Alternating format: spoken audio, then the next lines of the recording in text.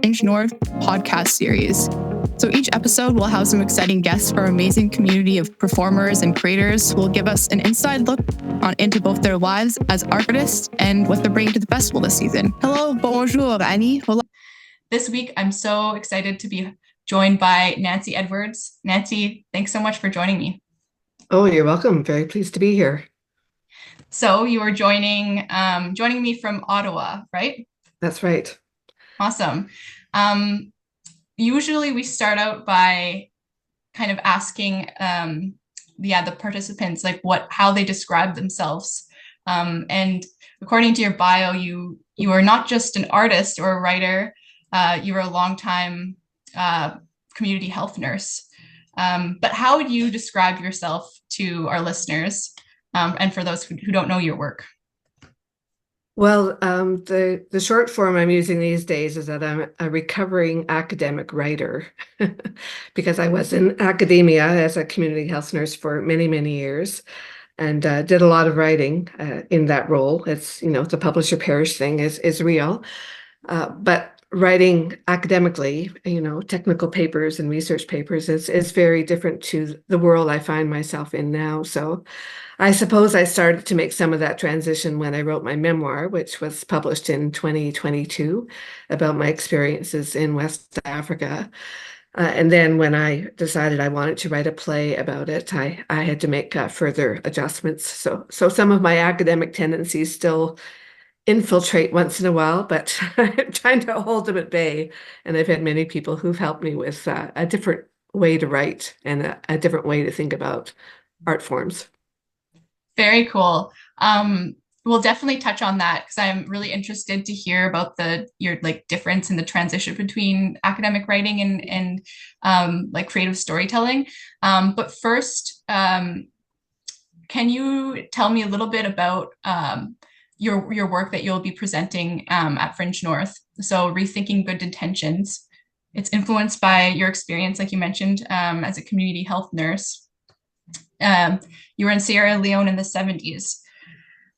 So what made you first decide to go to Sierra Leone? How did that experience shape your life? And I guess when did you decide to write about that? So I went to Sierra Leone in 1978, and I had decided when I graduated from nursing in the mid-1970s that I wanted to join CUSO. It was I was a teen during the Vietnam War, and at that point, I just thought it was so unfair and so unjust that children in particular were being harmed as a result of the war, and I think that's where my intention to want to help really came from. So Sierra Leone was one of the job postings that I was offered, and I went initially for 2 years, stayed for 3, came home and did my master's degree, went back for 2 more years. So I was 5 years in the country altogether. And it was just a very, very powerful experience for me in all sorts of ways, both personally and professionally. And it for sure guided and challenged and changed my whole career path. I was able to remain involved in global health work for almost all of my career, and that took me to a number of other countries. I worked extensively in the People's Republic of China, particularly in maternal and child health in a very remote part of the country in the Southwest. And I worked in quite a few other African countries, Kenya, South Africa, Uganda, a little bit in Ethiopia. So I was able to continue with some of the work. And it was really interesting when I worked in China, I used a lot of my experiences from Sierra Leone and the work we had done in the villages, community development work, and so on as examples to explain the program that we were trying to put in place in China. So interesting how work in one setting, of course, it always has to be altered and modified for another setting, but the principles of it and the approach often has ramifications and possibilities for other places. And I brought a lot of that to Canada too in my public health work here. Okay, interesting. So can you tell us a little bit about some of the programs that you were involved in? I know this doesn't have a whole lot to do with like performing, but I think with Fringe North, like we really try to get to know people and their background and their experience, because it obviously it influences your performance, like because that's kind of the subject of it. And I'm personally really interested in this work. Yeah, it's very interesting. So can you yeah, I guess tell me a little bit about how, like what the programs you're working on in Sierra Leone, and how that kind of transitioned, and how that kind of affected the trajectory of your life, of your career? Mm-hmm. Well, a lot of what we did in Sierra Leone was in the area of maternal and child health. Yeah. We worked in areas of sanitation, communicable disease control, in particular tuberculosis at the time. I was in the country before HIV and AIDS arrived, in quotes. Yeah. But the maternal and child health then had a number of streams to it. One was working with traditional birth attendants who in our area did 90% of the deliveries, despite the fact that there was a hospital there. And we did a lot of training, and we developed new ways of trying to reach out to them and to do what we called cascade training, where you train the trainer who trains the trainer who trains the midwives. That's a way to scale up a program. We did a lot of work on immunization, mainly aimed at mothers and children. And actually, I was there when they introduced what was called the expanded program of immunization, which was basic routine childhood immunizations and tetanus toxoid immunizations for mums, because newborn tetanus was a huge problem in our area. And the midwives really were desperate to stop it, but they didn't understand the causes of the disease, and they didn't know that tetanus toxoid immunization could prevent it. So we did a lot of work on that. And I talk about working with traditional birth attendants and our work on newborn tetanus prevention as big thematic stories and illustrative stories in my work. And we did a lot of work with village health committees. So that included the traditional birth attendants and somebody responsible for childcare, but also a sanitation man, a clerk, usually somebody who was involved in traditional medicine in the village. And there was a lot of different sort of subspecialties in what they call traditional medicine. So in some villages, there were snake bite healers, and other villages there was bone healers, and in others, they were more herbalists and so on. So Oh, that was wow. quite an Yeah. array of people that we worked with. But that Yeah. whole notion of working with a village health committee is something that I was able to learn a lot about and really bring facets of that to work that I was involved in other countries, including Canada. Yeah.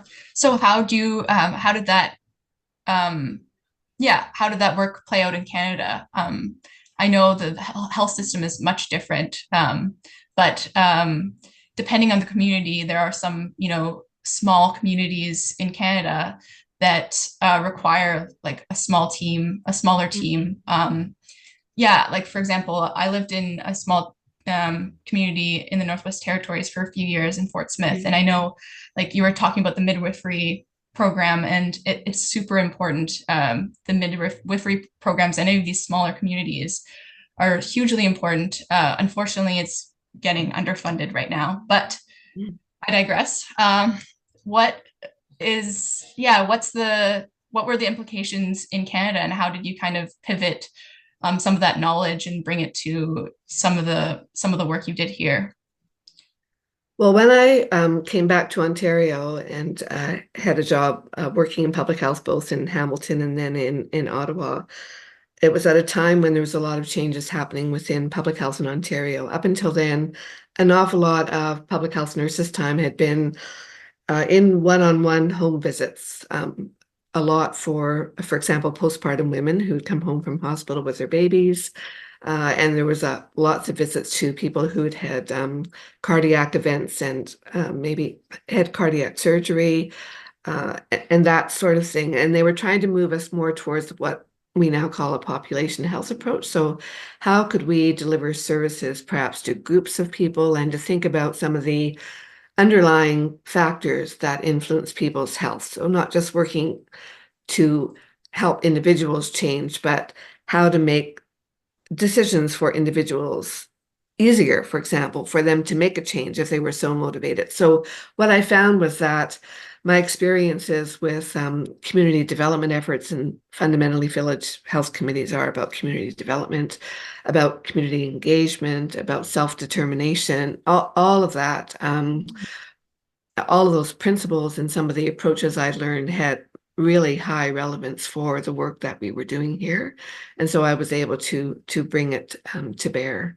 And then I worked a little bit in the north myself, and in particular, I worked in rural Newfoundland. That was actually before I went to Sierra Leone, and I did a little bit of work in the Sioux Lookout Zone, for example, in between a couple of my times in Sierra Leone. But again, I found that there was a lot of effort then to train community workers, and I was involved in some of the evaluation of that.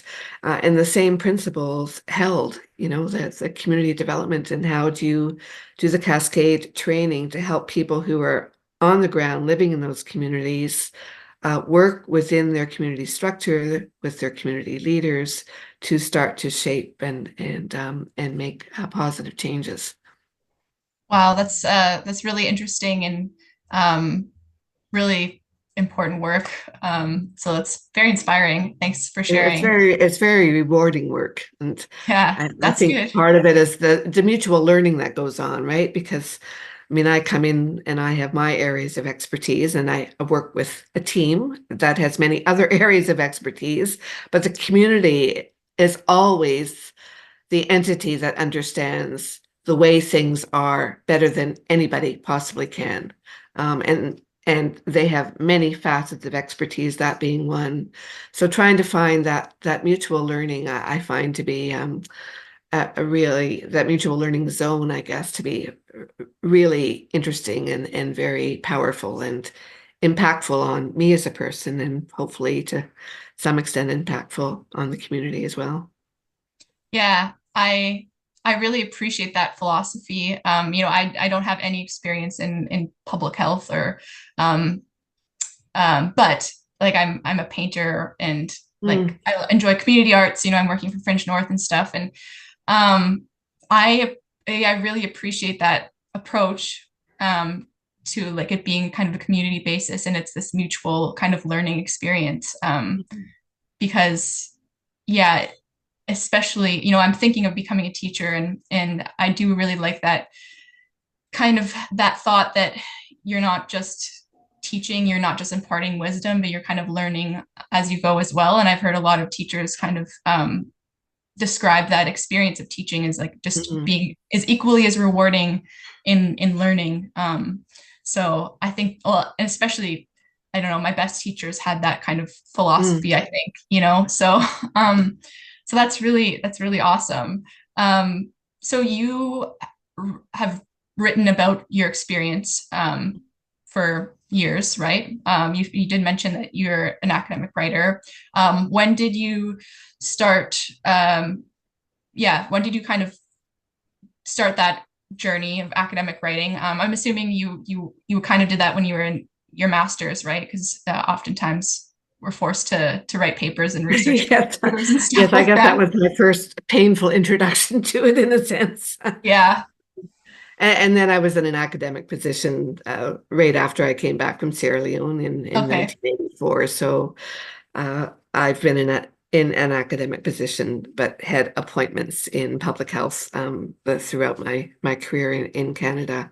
But in terms of starting to write, I guess there's sort of two strands to that story. Yeah. One is that my family always said to me, you didn't disclose very much in your letters home. I wrote faithfully, and my mother kept all my letters, so I have them and I've reread them. And I thought I disclosed quite a bit, but actually on rereading them, I did not. There Yeah. was some things that were totally absent because I was, always trying to be reassuring, right, at the same time as trying Right. to. And I found it got harder and harder to really explain what the experiences were, because you get very deep in understanding the culture, and in an aerogram, there just isn't room to start to get into the details. So I decided about 15, maybe 20 years ago now that I would write each member of my family a story that sort of was fit with their interests. So there was one that was snake stories, and there was another one about latrines, and there was, a variety of them. Um, and everybody thought they were kind of funny and fun. But I guess that planted the seed unwittingly in my own mind that maybe there was more to tell here. So when I retired in 2018, I decided, well, maybe I'll take have a go at writing a memoir. I wasn't sure I had enough for a memoir. But just one other strand before I talk about the memoir, and that was that I thought it was really important to try to get my parents to narrate some of their childhood stories because, again, parents disclose some of what went on and then how they became who they are, but often you don't know the details. And I would just sort of open up the floodgates and ask my mother or father to start to describe whatever, and I would really act as a scribe. I was just would prompt them with questions, and I found that process really to be quite fascinating, and I learned things I had never known. Wow. So when I decided to write my memoir, I figured I better join some sort of a writing group because I needed to learn how to write a different way. So I just joined the local writing group at my public library, and I made a commitment to myself that I would go every week, and every week I would have something to read, even if it was only a paragraph. So that helped to sort of me to keep the momentum. And I can tell you that the most common question I got asked by the writing group after they heard the stories, and they loved the stories, but they would say, "So great story, but where are you in the story?" Mm, Because as a researcher, what you are taught is you leave you out of it. You don't use the word totally. me, I, myself, I, right? Yeah, right. Yeah. It's third person only. Yeah. Totally, because you're trying to be objective and so on. Yeah. So, so that was a big sort of turning point for me. And then you have to decide, how much you're willing to disclose because it can get very, very personal. And I'm somebody who Right. tends to be quite private. So that was another sort of learning curve in the process of, but you would sort of end up opening a door to a facet of your life in one story, and then you'd open up the door so you had to actually go into the room in another story. So it was a really interesting process, and I learned a lot along the way. So that led to the memoir, which I self-published with Friesen Press. And then I started to think about, well, maybe there's another way of getting some of these stories out there as well. And that's what led me to develop a play. And I was very involved in a popular theater approach, which I talk about in the play in Sierra Leone. I had really nothing to teach anybody about that because I've never taken a course in drama. I've never Yeah. acted other than, family charades. Uh, so I learned a lot about oral storytelling traditions and drama from my students. But that features in the play. And I think that's part of where the spark for maybe thinking about this as a play came from. So then you've got the process of how do you take what's in the memoir, which covers mainly my work in Sierra Leone, but I do talk a bit about the return home and so on, and how do you get that down to something that is doable for a fringe festival, which means it has to be an hour long, Yeah. and all Yeah. sorts of questions like, am I going to be the performer? And is it a solo play or are there other characters? And if there are other characters, are they really there? Or I'm just talking to them and pretending there's a dialogue going on, but there's nobody that the audience can see. And that's what I've done. I have quite a few dialogues in the play, but I'm the only one on stage. Yeah, that's wonderful. And so how did you like how was that transition between, writing the story and kind of translating it to a performance? It's yeah, that's a huge kind of undertaking. I think it's really awesome that you took that leap. Were there any kind of barriers that you faced or any doubts along the way where you felt like, I don't know if this is possible, or like how did you work around developing this? And just to let folks know, this is Rethinking Good Intentions, That's right? right. This is the play that you'll be bringing to Fringe North. It's a digital recording between August 21st and 25th. And it's taken from your memoir, that's not one, not Not only one, not not one, only not one, even one. not even A one. Okay. memoir of life-altering experiences in Sierra Leone, West Africa. And Okay. going back, I would have shortened that title. But there it is. Yeah. Well, So not one, not only one, not even one. Sorry, that's kind of its title. Like it sounds like, but yeah, that's great. Well, I guess I just asked a question before we go to that question. So, why did you title that your memoir "Not One, Not Even One"? Because it's an interesting title. And then what made you kind of switch it in your theater performance to rethinking good intentions? So there's a poem that appears right at the beginning of my memoir, which explains exactly where not one, not even one came from. In a few sentences, it was an older woman that insisted on seeing us one day at an under five clinic. And she talked about the fact that she'd had 12 children, if I remember correctly, 12 pregnancies, and she'd lost all of them. That's the not Wow. one, not even one. So it's a very poignant poem Mhm. that I put right in the front. So it really is for her. And I talk about trying to, with the global connections and so on that I have, uh, trying to get that message out about the realities and Yeah. to be um, hopeful about it too, because things are changing and improving for sure. Immerse yourself into the arts at Fringe North Festival in Sault Ste. Marie. Enjoy theater, music, multi-arts adventures like no other, interactive kids activities in a beautiful historic city with nature at your fingertips and multicultural cuisine. Come join us. Plan your visit this August.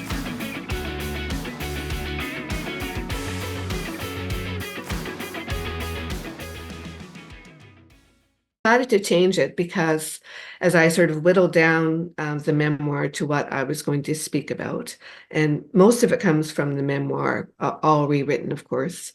And there's a couple of segments that don't appear in the memoir. It just seemed to me that the play itself was a bit more focused on my experiences and how, as I've evolved, I've had a lot of time to reflect on, what I think were very good intentions to go to the country and to help. And I think I made a difference.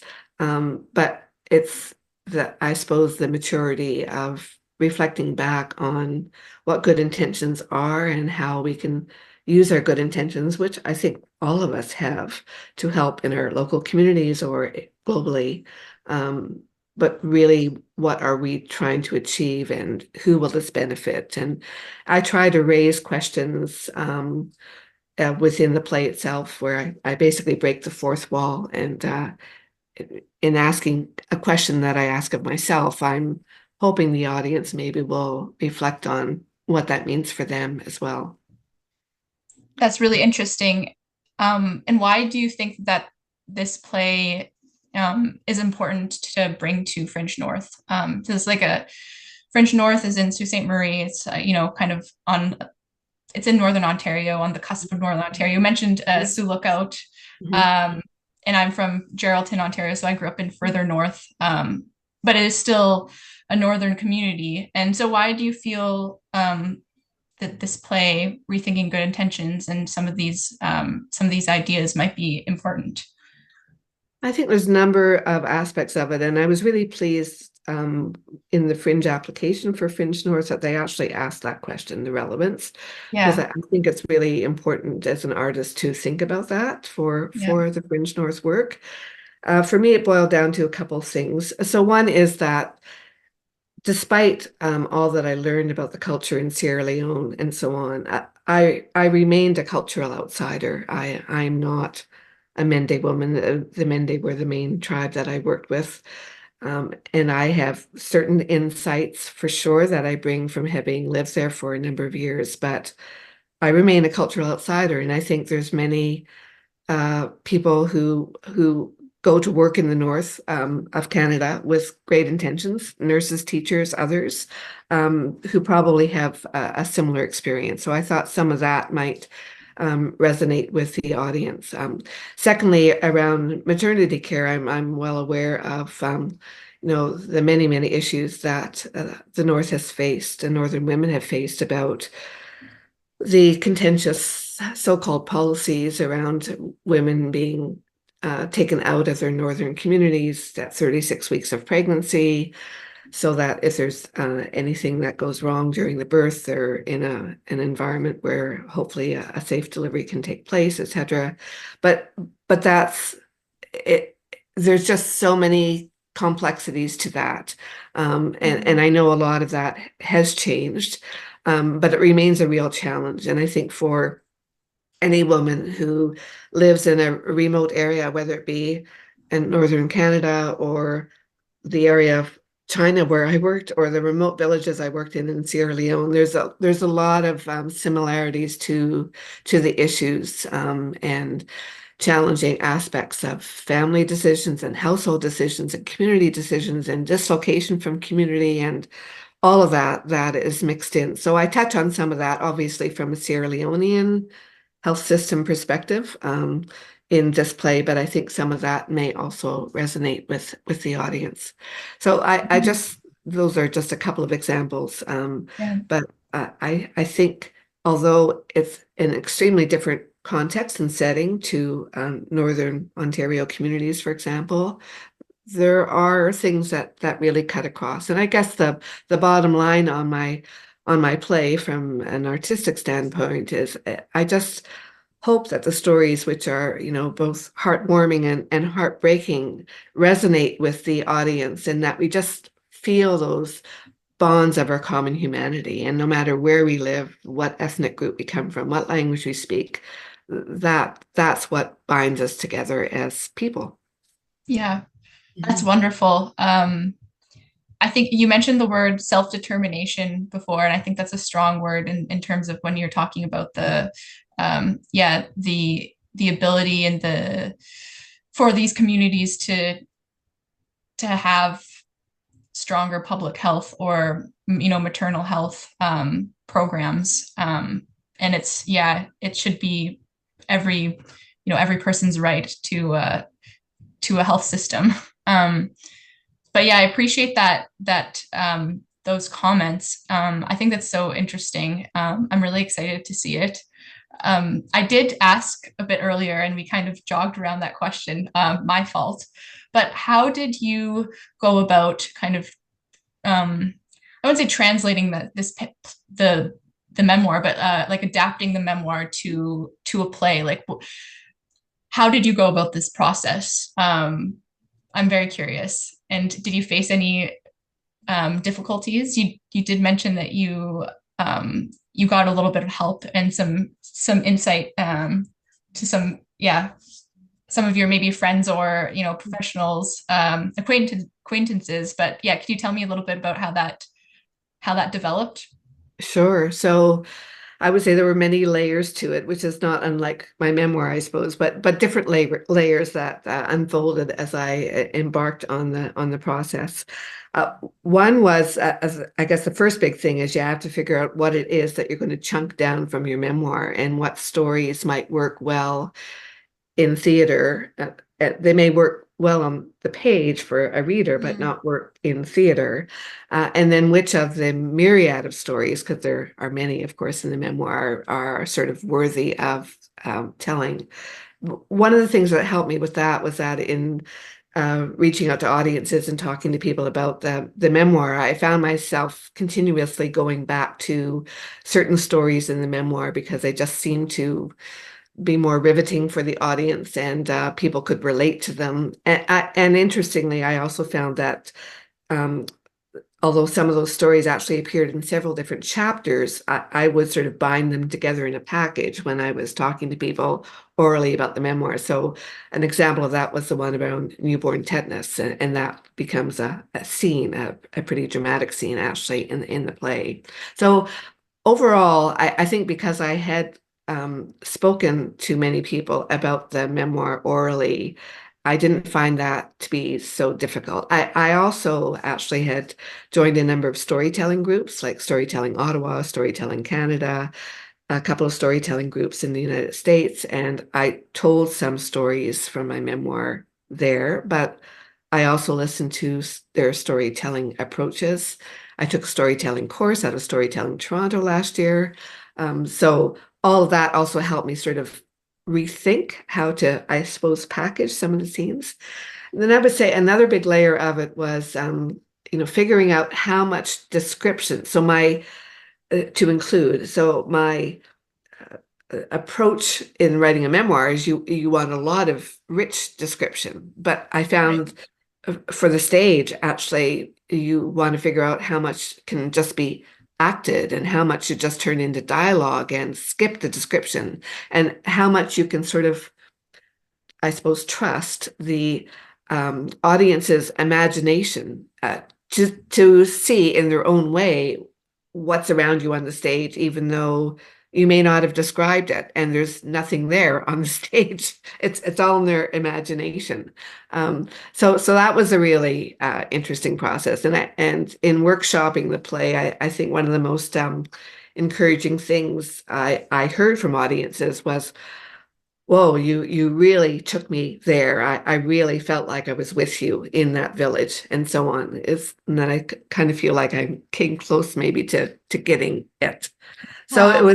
was paring it down, and then you have to figure out what your story arc is through the entire play, and then within each scene there needs to be sort of a mini story arc. And do you have enough suspense, and how many are too many characters for the audience to get their heads around, especially when they're not even on stage, they're imaginary, but I'm talking to them. Yeah. And how much detail can people take in, and how much can I move around to different villages, which was the reality. We worked in many, many different villages in the area where I worked, but each village is new name dropping. And then I do actually include in the play some words in the local languages. I include Mende words and words in Creole. So how to make sure that the audience doesn't get bombarded with them. But they help to set the scene, in my view, and audiences seem to like their inclusion, but remembering that the audience is hearing all those words for the first time. So how to make sure it doesn't become an obstruction to their engagement, as opposed to something that makes them feel like they are actually there. So Yeah. those are just a few examples, but many things that sort of emerged as I did the writing. It was fun. That's so wonderful. Yeah, how long did it take you to kind of figure out this play? It's to write it. You finished the memoir in 22, or In it was 2022, published. and Yeah. yeah, in February 2022, it came out. And then I would say that I spent, the next year and a half really getting the word out about that, getting it into public libraries and so on. I guess I started to think seriously about the play it wasn't until last summer, and I went to the Fringe Festival in Ottawa, actually, and I met somebody who was performing. Her name is Flora Lee, and she had a play that had just resonated with me a lot. And I got a hold of her after the play and asked if she would be willing to provide some mentorship for me, which she very Oh, kindly agreed to do. that's So amazing. that helped push me along. And because Flora had participated in a number of Fringe festivals, I hadn't even thought about Fringe, to be honest. Yeah. She encouraged me to think about that. And I didn't think I'd be ready until next year, but she said, no, I think you should apply. So, Yeah. yeah. Yeah, that's great. And So so you're, really, to answer your question, I started working on it, I guess, writing it last August. And I would say I finished writing the bulk of it by February. And wow. I listen in on a lot of interviews that Playwright Canada has done with two playwrights speaking to each other about their experiences. I found that really, really helpful, and always had Yes. a Yeah. question to ask for them. So there's a lot of resources out there that you can tap into as you explore. So that's been a really fun part of learning and evolving, I guess, as an artist. Yeah, that's amazing. Congratulations. I totally agree with the interviews. Like I often am listening to artist interviews. It's just so great to hear kind of firsthand the little nitty-gritty thinking behind some of the process, that sometimes critics don't talk about. Like they're mostly just talking about the results, the thematic kind of relevance. And yeah, it's like, well, that is there's importance for that kind of writing as well, or that kind of information. But I agree, it's so interesting to hear from the artists, to hear about the process. And it's really cool that you went to a Fringe North last summer, and you were, yeah. It was And Fringe Ottawa that I went to. oh, sorry, I'm not Fringe Yeah. North. I'm just, it's in my vocabulary. Well, of course. Yeah. Yeah, Fringe Ottawa, and then you're at Fringe North this summer. That's so great. Do you And then there was the have whole thing of, am I just going to do this virtual play by Zoom? That was my initial idea. right? And then I was introduced to open broadcasting software Yeah. about 6 weeks ago, to be honest. Nice. So there's another learning curve. That sounds it. Yeah. It sounds like That's what I'm using. So that allows all sorts of things. I can use sound, and I've got Mende music I actually taped 45 years ago that is going to be Wow. included, and I can use photos, and it allows a whole lot of things. And I've made myself a little home theater, so I've been doing house concerts. That's, it sounds like you're in Crazy. this amazing world of creativity, and it sounds like you're in the best type of retirement. I think so. Yeah, it's amazing. I read somewhere that you were into photography, so you do include some of those photographs in your play? I do. I took a lot of photographs when I was in Sierra Leone, although, this was long before smartphones, right? Yeah. So, and I took a lot of it with slides, Yeah. and often we couldn't get them developed in the country. So sometimes it would be a year from the time I took the photo until I actually saw the result of it. Yeah. And many fewer photos than I take now. I love photography. I always find it makes me look at the world in some different ways. But I am using some of those photos in the play. It's Wonderful. photos of dancing and clinics and getting out on the so-called motorable roads, and many different facets. So Very cool. Wow, that's really neat. I'm very excited to see this this play. You mentioned that you were in academia. Did you by any chance teach at all, or was it mostly in research and writing? Oh, I did a lot of teaching, mainly at the graduate level, both Yeah. master's and PhD, and I helped set up a population health PhD program at the University of Ottawa. I Wow, did a lot congratulations. of training, particularly around research and community health combined, with various courses, some formal courses and some that we offered, but they weren't offered for credit. They were offered to try and help people increase capacity to do both community health and research.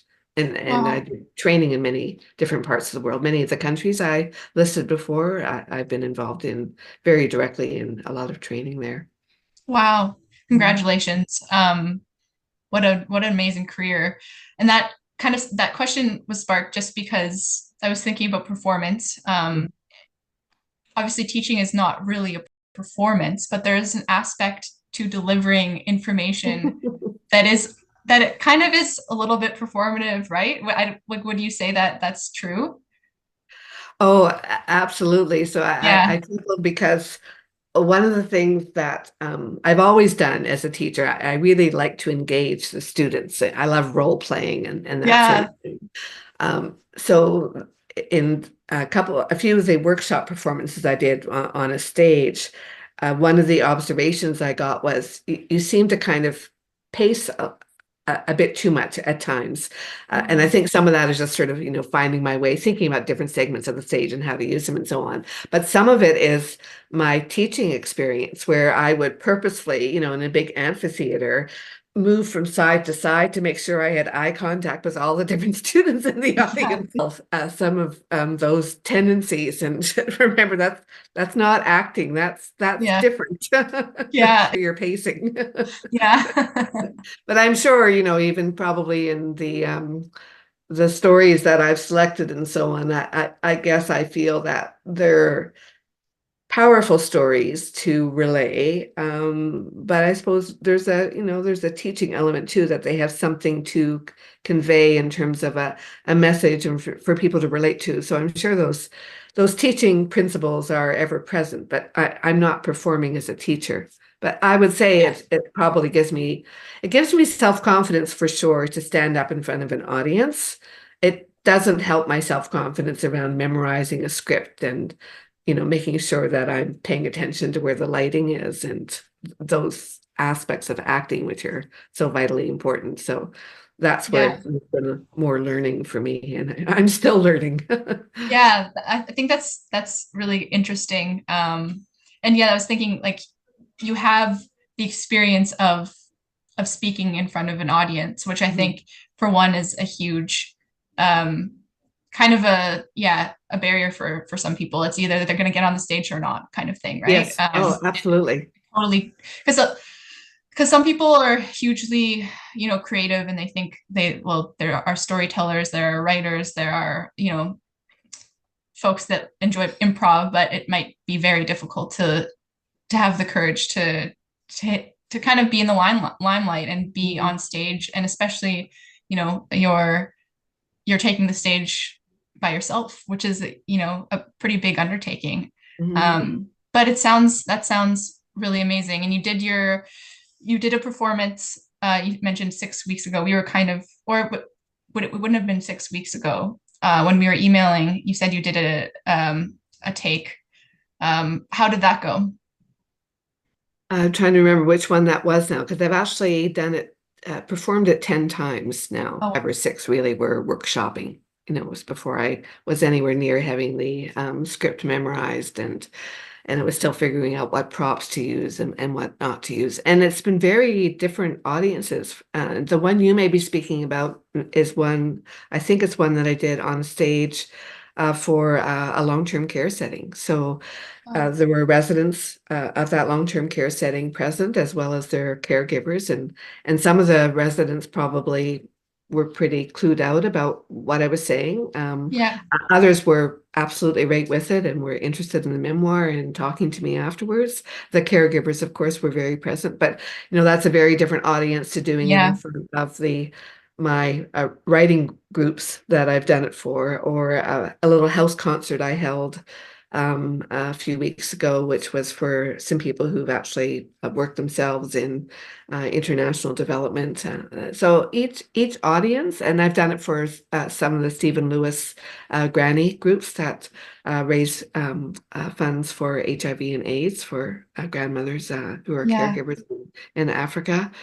So they each have their own take, and I've done some virtually, more in person at this point, but yeah, that's great. Do you have any plans for the future of this play? Do you hope to keep performing it, or is there anything kind of new in the books now that you've kind of have a taste for performing? Do you want to continue on this journey, or?